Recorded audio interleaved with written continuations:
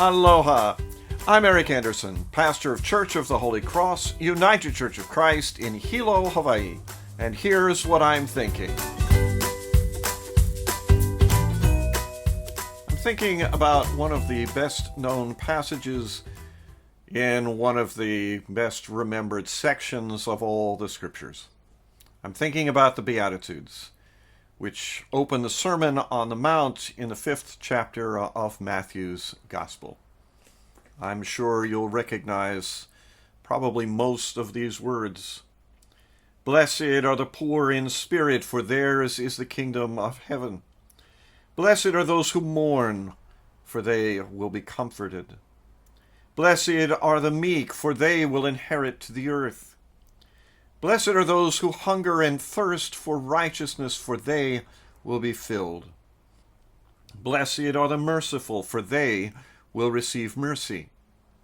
Blessed are the pure in heart, for they will see God. Blessed are the peacemakers, for they will be called children of God. Blessed are those who are persecuted for righteousness' sake, for theirs is the kingdom of heaven. Familiar, I'm sure. Familiar and comforting. Jesus, I'm sure, intended them to be comforting. But they are comforting in a way that looks forward. They are less comforting in the now. Although Jesus described all of the people having these experiences as blessed and blessed in the here and now, the blessings that he associated with these conditions, so for example, the blessings for the poor in spirit, theirs is the kingdom of heaven, Jesus said. Well, we may own the kingdom of heaven if we are poor in spirit,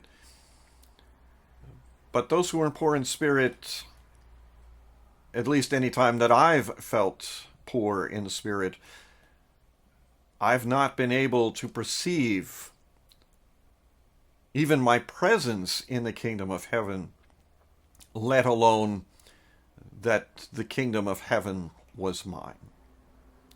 When I was mourning, it took some time before I could appreciate and settle into the comfort. And that's true for pretty much all of these. When we are in those conditions of suffering, of sorrow, of loss, of oppression, then we are still awaiting the fulfillment of Jesus' promises. Even that very famous one, blessed are the merciful, for they will receive mercy. Well, all too frequently, the merciful are paid with oppression and suffering, even death. Mercy, it seems, comes later. I don't think Jesus meant for his followers to always be looking ahead for the fulfillment of his promises. I think he meant for us to understand that we are always accompanied by God. We are always held by God. We are always relieved in our trials by God. But there is a step between the experience and the realization of God's presence and strength and mercy. That gap, to some degree, is just natural humanity. When we are in the midst of struggle or trial, I'm not sure it's possible to fully appreciate God's presence. Our attention is focused on what we feel, and what we feel is bad. I think what Jesus encourages us to do in the Beatitudes is to expand our awareness from that which is most evident in the moment, to expand our awareness to the presence of God that always was, always is, and always will be there. Then we can appreciate the comfort. Then we can experience the kingdom of heaven.